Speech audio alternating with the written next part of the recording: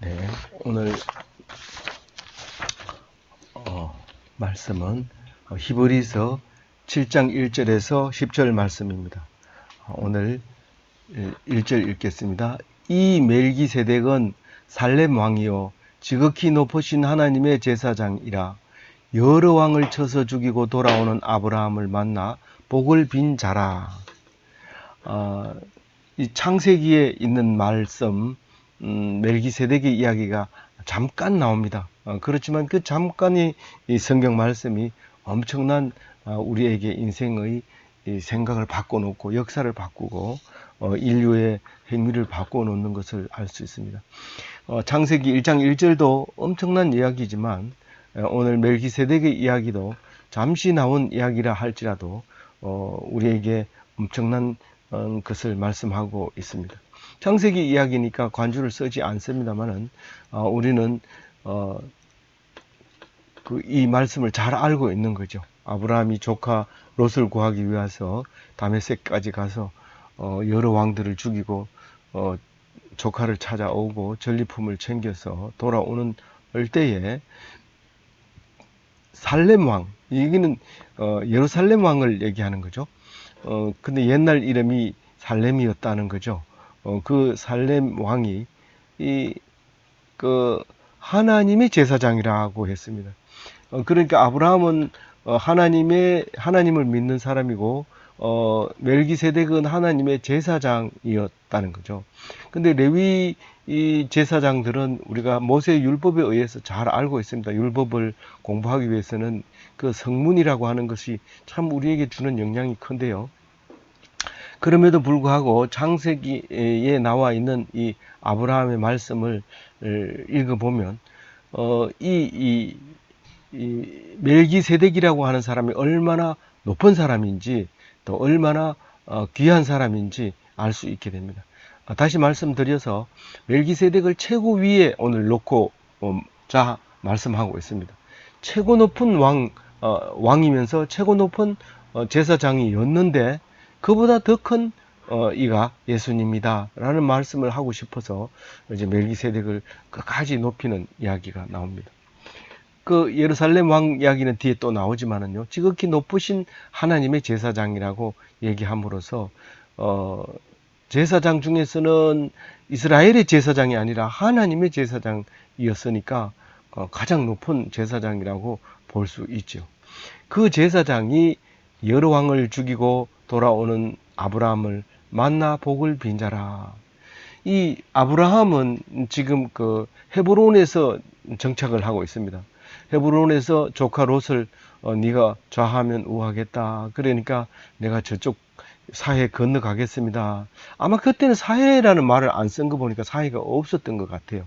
그래서 그 초지가 푸르고 그래서 이제 그 조카 롯이 가게 됩니다. 근데 거기 너무 잘 살게 되다 잘 사는데 아브라함은 역시 산지에 그 높은 곳에 그냥 혼자서 이제 그 양을 치고 있었죠. 근데 그 조카는 소돔과 고모라의 그 엄청난 불을 즐기고 있을 때에 지진이 일어나게 됩니다.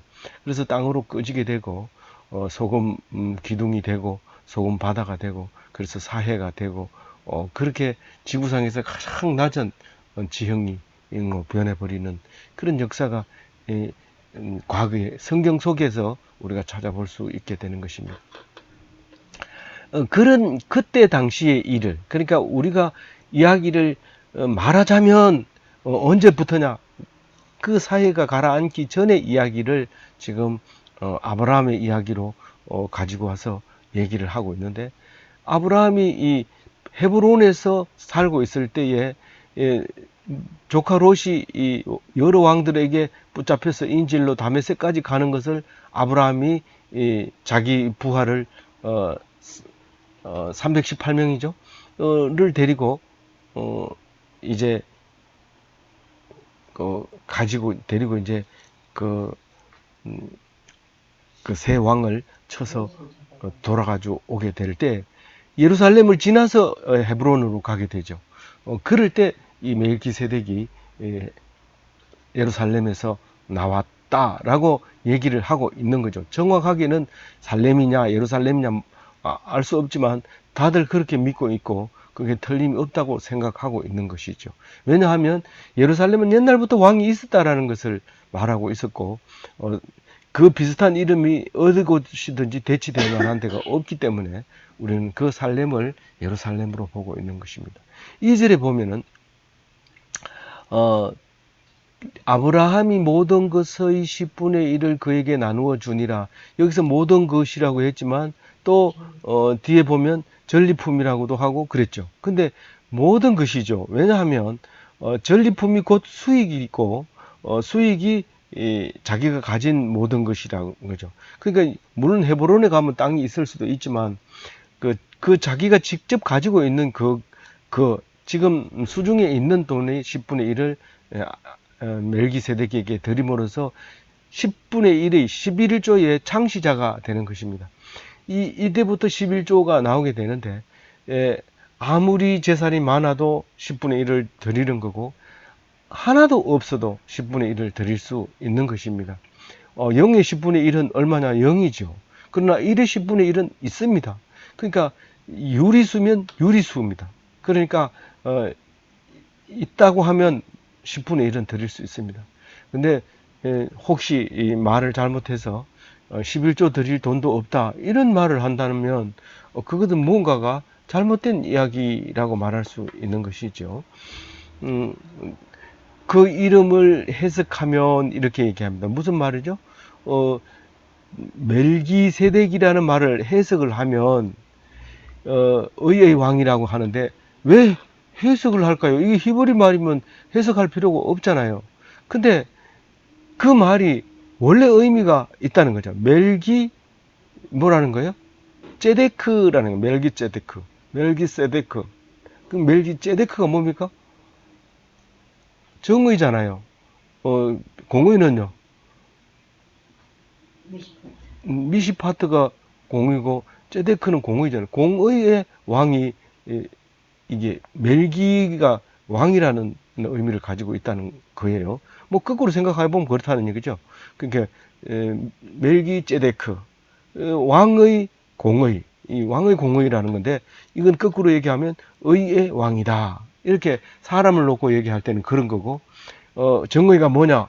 왕의 제데크다. 멜기세덱이 결국은 그 공의가 되는 거죠. 미시파트가 되는 것입니다. 그렇게 이제 해석을 해서 이야기하고 있고요. 그 다음에 두 가지가 있는데 살렘 왕이다라고 얘기하고 있어요. 멜기세덱은 의의 왕이고 살렘 왕은 평강의 왕이다. 살렘은 살롬이잖아요. 예루살렘이 살롬의 성입니다. 그러니까 평화의 성입니다. 그러니까 예루살렘, 살렘 왕 이러면 이제 두 가지의 의미를 가지고 있습니다. 평화의 왕이라는 의미와 의의 왕이다. 이게 이제 예수님은 이 두 가지의 왕의 속성을 다 가지고 있는 것이죠. 예수님에게는 그렇게 성경 속에 구약에 나와 있는 것은 다 예수님이 가지고 있다고 말하고 있는 거죠. 3절 같이 읽어볼게요. 아버지도 없고 어머니도 없고 족보도 없고 시작한 날도 없고 생명의 끝도 없어 하나님의 아들과 닮아서 항상 제사장으로 있느니라. 이렇게 얘기하고 있습니다. 다시 한번 읽어주세요. 3절. 네? 3절. 아버지도 없고 어머니도 없고 족보도 없고 시작한 날도 없고 생명의 끝도 없어 하나님의 아들과 닮아서 항상 제사장으로 있느니라. 네. 그럼 시작도 끝도 없고 처음도 나중도 없는 이런 사람이 어떤 사람일까요? 그게 예수님 닮은 사람이라는 거죠. 아니 예수님 아버지도 있었고 어머니도 있었.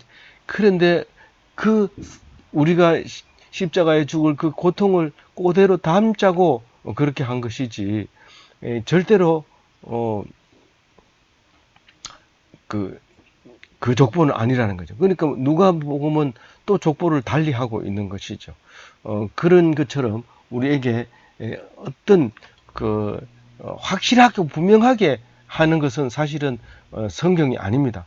확실하고 분명하면 교과서고, 그것은 믿을 필요가 없고, 꼭 굳이 이 교회에다가 성경을 놔둘 필요 없습니다. 학교에도 놔두고, 절에도 놔두고 이래야 되지만, 이것은 그게 아니기 때문에 이 교회에만 있는 성경이 되고, 믿는 자에게만 은혜가 되는, 그리고 많은 사람이 가는 길이 아니라 작은 숫자가 가게 되는 게 신앙의 길이라는 것을 알아야 하는 것입니다. 그래서 아버지도 없고 어머니도 없고 족보도 없고 시작한 날도 없고 생명의 끝도 없고 항상 제사장으로 있는 것이 누구냐? 하나님 아들 예수를 닮은 거라는 거죠.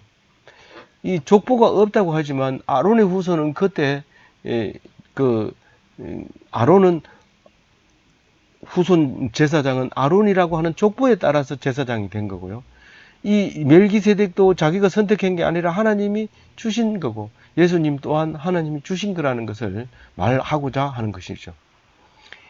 시작한 날은 레위인들은 아브라함부터 시작했다면 그때 아브라함 허리에 레위인이 있었다고 얘기를 하고 있죠. 참 표현이 우리나라 말로는 참 어려울 텐데 굉장히 쉬운 표현입니다. 레위인은 아브라함의 허리에 있었다. 옆구리에 있었다. 뭐 그렇게 표현을 합니다. 생명의 끝도 없다. 이 죽지 않는다는 말입니다. 이 말은 살짝 넣어준 것 같지만 사실 끝에 가서 아주 중요한 말로 영원히 죽지 않는 사람으로 대표가 되는 단어가 되겠습니다. 생명의 끝도 없고 항상 제사장으로 있다. 영원한 제사장이라는 거죠. 제사장이 죽어가지고 또 다른 사람을 제사장 세우고 이러면 항상 있는 게 아니죠. 영원히 죽지 않는 제사장이라야 제사장이 되는 거죠. 그러니까 죽어도 제사장, 살아도 제사장, 제사장은 제사장이죠. 근데 그게 아니고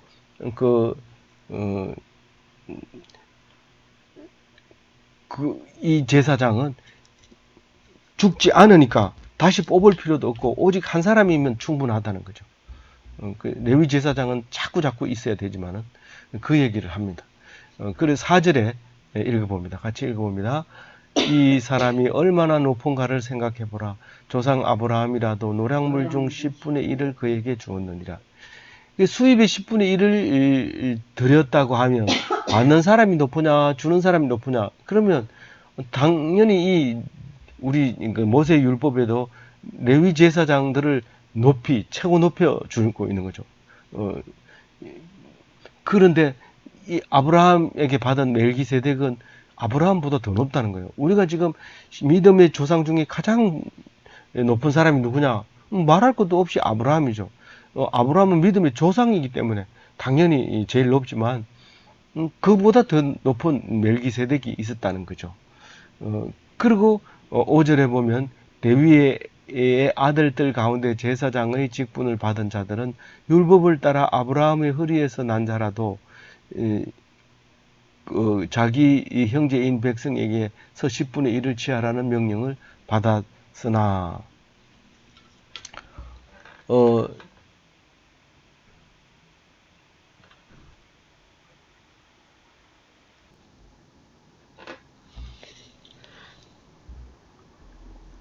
믿음의 시조 아브라함의 제사장과 레위 사람들의 제사장과 비교할 수가 없다는 거죠. 왜냐하면 아론의 후손들의 제사장들은 그 형제들에게서 받는 11조를 받는 제사장이고 율법에 따라서 받는 제사장이고 아브라함의 후손에게서 율법에 따랐으니까 이 율법을 안 따르고 율법을 만들기 전에 아브라함의 제사장과는 비교가 안 된다는 얘기를 하는 거죠. 그러니까 멜기세덱이 높은 사람이다라고 얘기를 합니다. 그러니까 뭐 6절하고 7절하고 뭐 읽을 필요도 없지만 사실 한번 읽어봅니다. 6절 레위 족보에 들지 아니한 멜기세덱은 아브라함에게서 10분의 1을 취하고 약속을 받은 그를 위하여 복을 빌었나니. 여기서 보면 약속을 받은 그는 누굽니까? 아브라함이죠. 무슨 약속을 받았어요? 복을 약속받았고 영원한 것을 약속을 하나님께 받은 그러니까 이 말은 최고의 조상 아브라함, 시조의 아브라함의 액에서 10분의 1 취했으니까 이건 뭐 말할 것도 없이 이 멜기세덱은 크다는 것을 말하고 아브라함에게 복을 빌었다고 하는 것은 확실한 것. 근데 7절에 보면 논란의 여지 없이 낮은 자가 높은 자에게 축복을 받느니라 이렇게 얘기를 합니다. 이 사실 이 신약은 헬라어로 적혀져 있고 구약은 히브리어로 적혀져 있는데 축복이라는 단어는 헬라어는 율로게오고 히브리어는 바라크입니다. 이 바라크는 사실 여러 가지 뜻을 가지고 있고 사실은 이 바라크가 일상생활에서 항상 있었던 거죠. 높은 사람에게나 낮은 사람에게나 하나님에게나 백성에게나 다 이 바라크가 있었던 것이지만 율로게오는 주로 낮은 사람을 칭찬하는 그게 축복이었던 거죠. 그래서 그 축복을 여기서 축복으로 말하고 있는 거죠. 그러면 그 축복받은 것은 칭찬을 어떻게 높은 사람한테 할 수 있느냐는 거죠. 그러니까 낮은 사람한테 하는 거니까 당연히 이 멜기세덱이 높다는 거죠. 오늘 이야기는 전체로 멜기세덱을 최고 자리에 앉히기 위한 오늘 말씀입니다. 이 8절에 8절을 한번 읽어볼까요? 또 여기는 죽을 자들이 10분의 1을 받으나 저기는 산다고 증거를 얻은 자가 받으나. 그게 여기는 죽은 자들이 10분의 1을 받는다는 것은 죽을 자들이 10분의 1 받는다는 것은 레위 제사장들은 죽을 자들이라는 것이고 저기 산다고 증거를 얻은 자는 멜기세덱을 말하는 건데 멜기세덱은 처음에 시작할 때 1절에 이제 1절부터인가요? 2절인가요? 3절에 나와 있네요. 생명의 끝도 없고 그 말이 산다고 증거를 얻은 자 얘기하는 겁니다. 그러니까 산다고 증거를 얻은 자가 10분의 1을 받았으니까 산 자에게 산 자가 당연히 죽은 자보다 높죠. 그 얘기를 지금 하고 있는 겁니다. 이제 9절, 10절도 똑같은 말인데요. 10분의 1을 받은 레위도 아브라함으로 말미암아 10분을 바쳤다고 할 수 있나니, 그러니까 이 레위 제사장이 멜기세덱이 제사장에게 10분의 1을 바쳤다고 생각해도 된다는 거죠. 왜냐하면 그 밑에 사람은 다 아브라함의 후손이기 때문에. 그리고 실질적으로 제사장도 10분의 1을 바칩니다. 제사장이 10분의 1을 받은 것 중에서 10분의 1을 또 하나님께 바치는 것을 이제 레위기에서 볼 수 있습니다. 그거 말고 그 얘기하는 게 아니라 레위인 자체가 아브라함의 후손이기 때문에 아브라함이 바쳤으면 너들도 바쳤다 그 말을 하고 있는 거고요. 10절 마지막 절에는 이는 멜기세덱이 아브라함을 만날 때에 레위는 이미 자기 조상의 허리에 있었습니다. 허리에 있었다는 얘기는 아까도 얘기하고 지금도 똑같이 허리에 있었다고 얘기를 합니다. 그러니까 아브라함의 허리에 있었다고 하는 것은 훗날 그 허리에서 나와서 이제 자손이 되는 걸 얘기하죠. 그 의학적으로 봐도 참 표현을 잘 한 것이죠. 그리고 시편에도 보면 이 8절 얘기를 안 죽고 영원히 사는 것을 멜기세덱이라고 얘기를 하고 있습니다. 시편 110편 4절 같이 읽어볼게요. 여호와는 맹세하고 변하지 아니하시리라 이르시기를 너는 멜기세덱의 서열을 따라 영원한 제사장이라 하셨도다. 멜기세덱의 반열, 멜기세덱의 반차, 이 서열, 반열, 반차 이런 것은 거기를 네가 어디에 줄을 섰느냐? 멜기세덱의 줄을 섰다. 이제 그렇게 얘기하면 이제 하나님의 아들로 그리고 영원한 왕으로. 그래서 예수님이 오셨다는 것을 말하고 싶어서 오늘 1절부터 10절까지 그 히브리서의 저자는 누군지 모릅니다. 7명이 유력하게 나오는데 그 7명도 다 확실하지 않습니다. 그 중에 바울이라는 사람과 또 바울은 너무 명백하게 성격이 나와 보였기 때문에 히브리서를 바울로 하게 되면 성격 자체가 흐트러져 버리게 됩니다. 그래서 바울의 제자라든가 또 브리스가라든가 브리스가라고 할 확률이 높다면 그 이름을 여자는 잘 안 날리기 때문에 일부러 감추었다고 하는 부분에서 유력할 수도 있습니다. 뭐 심지어는 스데반의 제자라고도 말하고 있는데 그런 것까지도 사실은 정확하지 않습니다.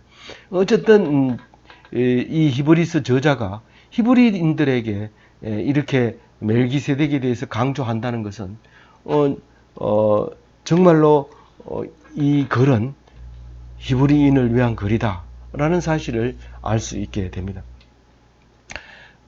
우리가 구약 성경에는 높은 자를 위해서 막 이렇게 이야기할 때, 이건 예수님을 말하고 있구나. 그걸 알아야 됩니다. 예수님을 설명하기 위해서 그 높은 사람을 설명하게 될 때, 곧 예수님을 설명하고 있는 것입니다. 예수님은 성경이 곧 나다. 내가 말씀이다. 그렇게 말씀하셨습니다. 이 말씀을 놓치지 말고 꼭 붙잡고 구원 얻는 그런 그리스도인이 다 되시기 바랍니다.